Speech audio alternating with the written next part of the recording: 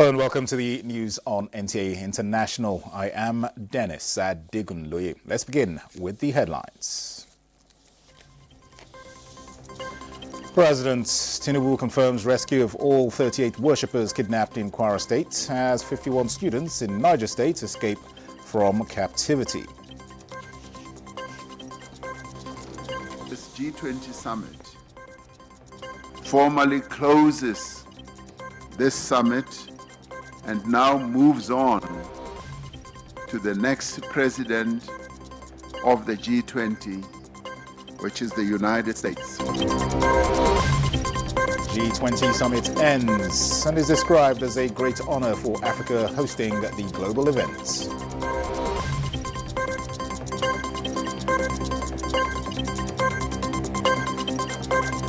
Nigeria and US hold bilateral discussions on counter-terrorism.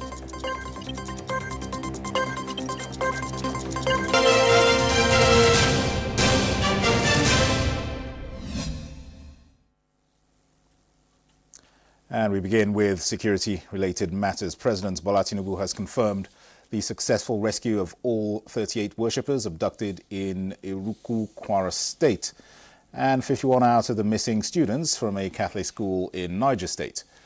In a statement released on Sunday, the president revealed that he had cancelled his scheduled trip to the G20 summit in South Africa to personally oversee security operations in the country.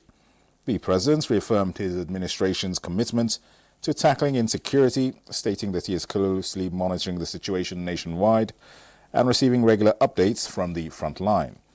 President Tinubu commended the Nigerian military and the police, as well as other security agencies, for their swift and coordinated response in securing the release of the victims. Meanwhile, Kwara State Governor Abdurrahman Abdurrazak commends President Bola Tinubu for his commitment to ensuring the rescue of the abducted worshippers from the Christ Apostolic Church in Iruku Ekiti local government area of the state. He said the President Tinubu personally led the efforts that resulted in the release of the people. Governor Abdurrazak expressed profound gratitude to the President, the Office of the National Security Advisor, the Department of State Services, the Nigerian Army, the Nigeria Intelligence Agency, and the Nigeria Police Force for their coordinated efforts. He equally thanked traditional rulers, religious leaders, security personnel, and the people of Kwara State for their prayers and support throughout the ordeal. The United States Secretary of War, Pete Hegseth, has met with Nigeria's National Security Advisor, Nuhu Ribadu, at the Pentagon. In a press statement made available at the official website of the U.S. government's Department of War, the assistant to the Secretary of War for Public Affairs and Senior Advisor, Sean Parnell, said both leaders discussed ways to make tangible progress on stopping violence against Christians in Nigeria and combating West African jihadist terrorist groups.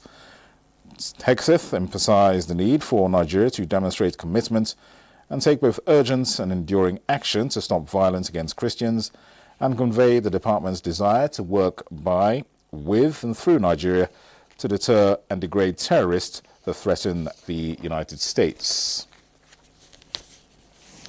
Vice President Kashim Shettima has departed Johannesburg for Luanda to represent President Bola Tinubu at the AU-EU summit scheduled for Angola. The Vice President will join other heads of states and governments from the African Union and the European Union for the 7th meeting of the two bodies, scheduled to take place from November 24th to 25th in the Angolan capital, Luanda. The AU and EU meeting will bring together young leaders, innovators, and civil society organizations to brainstorm on some of the shared challenges of the two unions.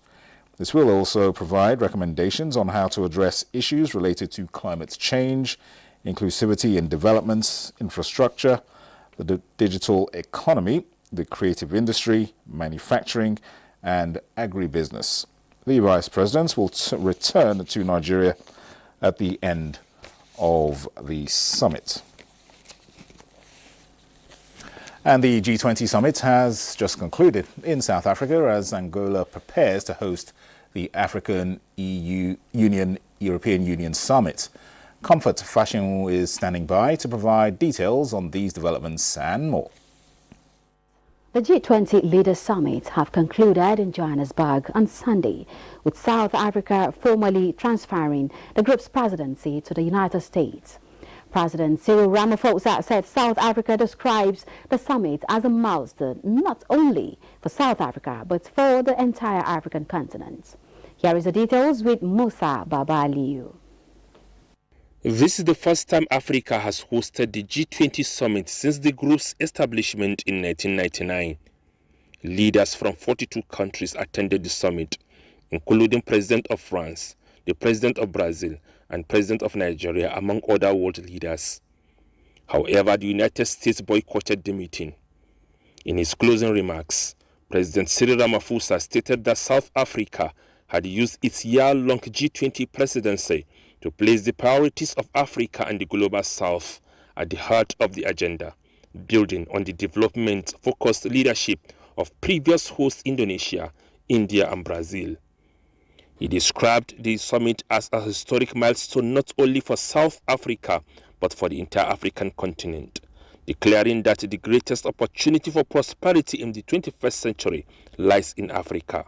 As gavel of this G20 summit formally closes this summit and now moves on to the next president of the G20, which is the United States, where we shall see each other again next year. The summit is therefore closed. The Johannesburg Declaration, adopted on Saturday, commits leaders to pursuing a just, comprehensive, and lasting peace in Sudan, the Democratic Republic of Congo, the occupied Palestinian territories, and Ukraine. It also condemns terrorism in all its forms and manifestations. Issues of artificial intelligence are in the center. The issues of critical minerals framework are in the center. The issues related to climate change, the African continent receiving less than 5% on climate financing, are in the center. They are centered in the declaration statement, and that is what we should focus on. Angola prepares to host the 7th African Union, European Union Summit on 24th to 25th November, the first such gathering on African soil in 8 years. Co-chaired by Angolan President João Lourenço and European Council President Antonio Costa, the two-day meeting will bring together more than 40 African and European heads of state and government under the banner promoting peace and prosperity through effective multilateralism. The summit marks the 25th anniversary of formal AU-EU dialogue, which began with the landmark Cairo Declaration of 2000. Europe remains Africa's largest trading partner and biggest source of development finance. Yet the partnership is under strain from shrinking aid budgets, accelerating climate crisis, and intensifying great power competition on the continent. Voters in Guinea-Bissau cast their ballots to pick a new president and parliamentarians. They hope to turn the page on years of political crisis, despite the main opposition party and candidates being barred from the race. Sophia Neoma Uche tells us more. Voters in coup-prone Guinea-Bissau cast their ballots Sunday to pick a new president, hoping to turn the page on endemic political turmoil despite the main opposition party being barred from the race. 860,000 voters choose between 12 candidates. Key issues are improved living standards, jobs, tackling poverty, corruption, and drug trafficking. Incumbent President Umaru Sissoco Embalo is favored, but his opponent Fernando Dias has opposition support. The election sees PAJ, the historic ruling party, absent from the ballot. Embalo dissolved parliament and has ruled by decree. The exclusion is seen as manipulation by the opposition. Incumbent President Umaru Sissoco Embalo, 53, is favored to win in the first round.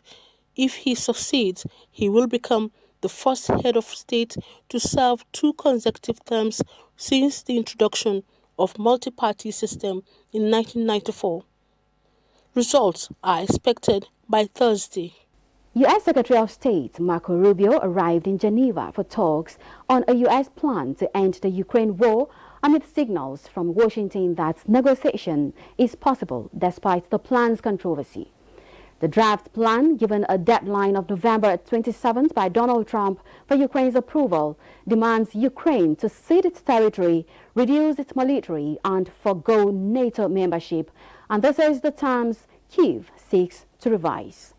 European and Canadian officials joined Kyiv's delegation, pressing for stronger security guarantees, while U.S. officials insisted the peace proposal is U.S.-authored and official policy. Discussions aim to find a lasting peace without compromising Ukraine's sovereignty, with broad international involvement but significant disagreements on terms. That is it on Global Updates. Many thanks, Comforts. Now, co-convener of the Africa Women Conference, Dr. Jummai Amadou, says the movement is already yielding results, amplifying voices for gender inclusion across African nations and restoring hope for hundreds of vulnerable women and children through mentorship, business support and leadership development initiatives. Dr. Amadou spoke as activities wrapped up at the 2025 Africa Women Conference in Accra, Ghana. Olusheye Adeagbo reports.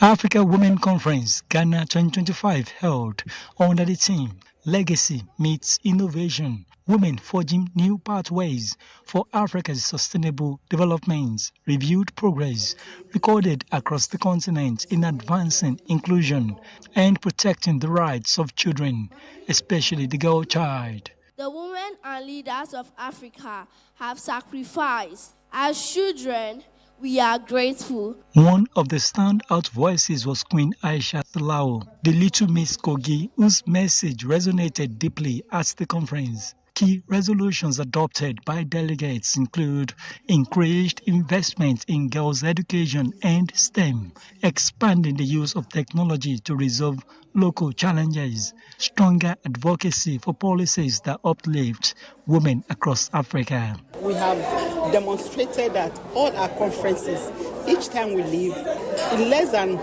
6 weeks of the conference, we start actionable steps that will enable us to have tangible results. Came to Zambia last year, we talked about the AWC Technology Hub, and 100 women from across 39 African countries are currently undergoing this program online. I also particularly like the young lady from Nigeria who has lobbied for more women to be in parliament, and I think that is a phenomenal initiative which is needed Africa-wide. We interact with a lot of African women.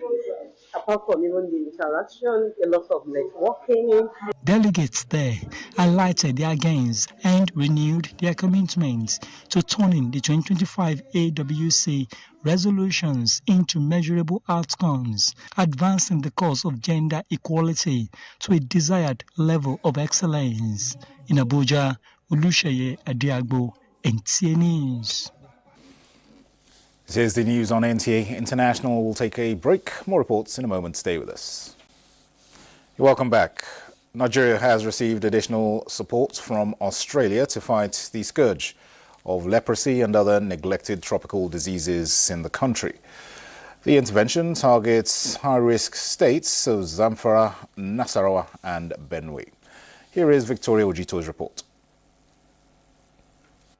Targeting communities in the 3 states of Zamfara, Nasarawa and Benue with high record of leprosy and other neglected tropical diseases. For Nasarawa State, the Leprosy Mission Australia donates 3 mobile clinics for 3 local government areas of Kiana, Lafia and Doma to enable persons affected with leprosy and other neglected tropical diseases access free healthcare services. Those who are affected by leprosy or mental illness, other neglected tropical diseases, to get health care. And I think you share that dedication with us, and we really appreciate that. Thank you for your partnership and welcome, and we look forward to hearing about how the tricycles, but your other work as well, continue to benefit the communities. Continued collaboration, these activities will further strengthen the state's capacity and also to deliver inclusive and patient-centered health services. Also, the Leprosy Mission Australia launches free medical outreach for persons battling neglected tropical diseases in the country as beneficiaries log the interventions.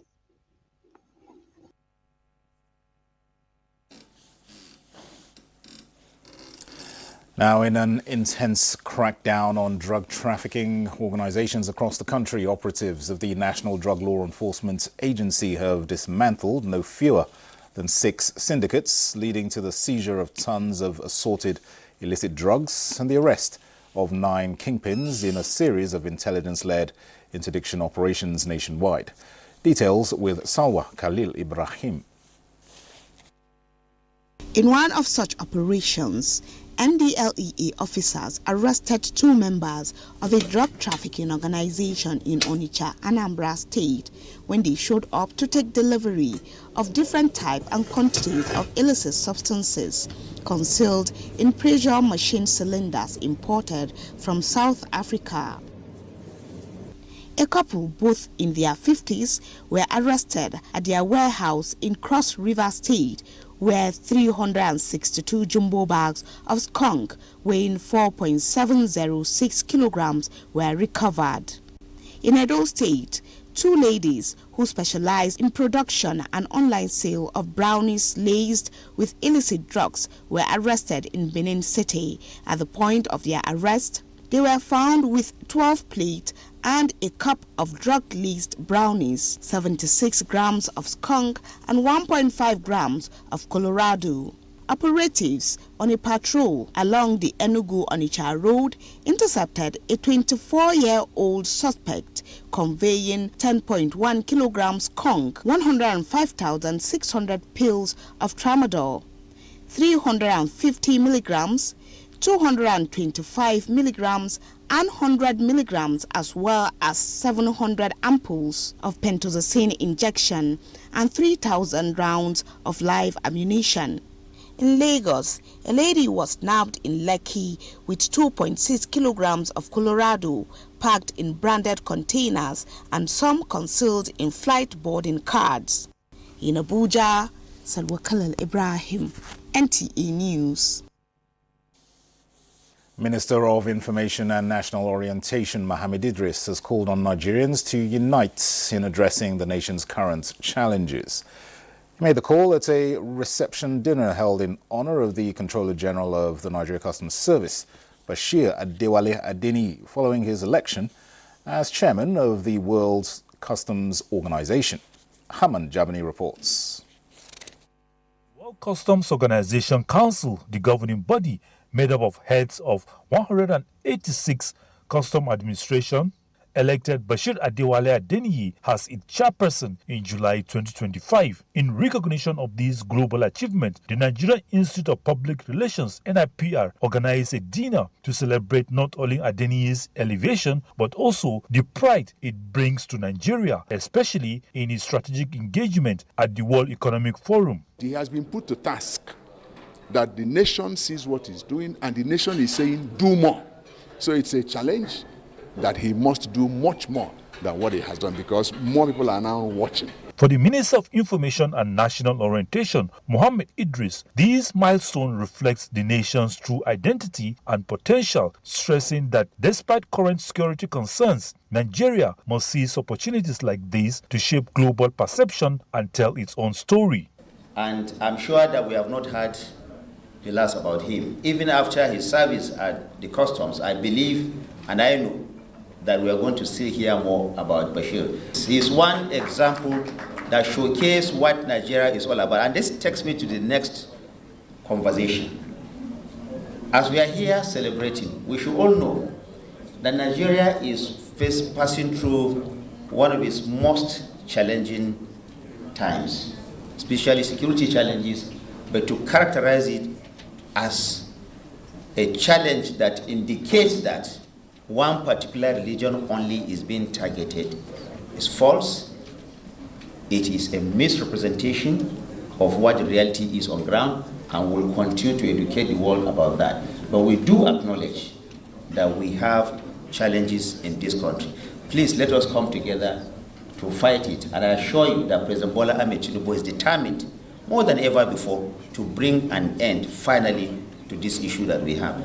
Is to also continue to educate our people, to continue to educate security agencies, educate other professional bodies about the need for us to always speak good of our country. His elevation to the WCO Council chairmanship now provides Nigeria with a strategic platform to shape global standards, attract international partnerships, and further deepen our commitment to transparent, technology-driven customs administration. This occasion is also highlight the importance of the Nigerian customs service in promoting economic growth, security, regional integrations at this special occasion. For the celebrant, the honor is both overwhelming and humbling. He described the recognition as a reminder of the importance of service, noting that he is simply doing his job out of love for the country and humanity. It's a challenge that's given to me to do much more than we are doing now, together with my team members of management of the Nigerian Customs Service. Each time we make a PR professional, we give them this kind of appointments, we task them. And to the best of our knowledge, we have always discharged, we have always done our best. And of course, one glaring example is the current Minister of Information. The Institute also used the occasion to decorate Esunupe as the first Royal Ambassador for the World Public Relations Forum, scheduled to take place next year in Abuja. Now it's presented. Hamad Jabani, NTA News. The Lagos State Police Command has reiterated its readiness to unleash crime detection initiatives aimed at proactively nipping organized crime in the bud in any part of the metropolis.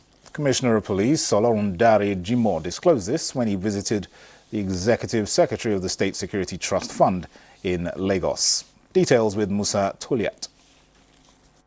The visit by the Commissioner of Police, Olorundare Jimoh, underscores the importance of working closely with the Lagos State Security Trust Fund so that deficit in logistics to enhance police crime-fighting efforts can be quickly identified and effectively addressed. Crime prevention and control, new models have been introduced across Lagos State that put nib in the bud all forms of crimes and criminality. And we have prompt detection in place to ensure that those crimes that could not be prevented are promptly detected. And it is in this area of detection of crime that we'll still be needing your support in the new area as we open a new leaf, as you are coming on board.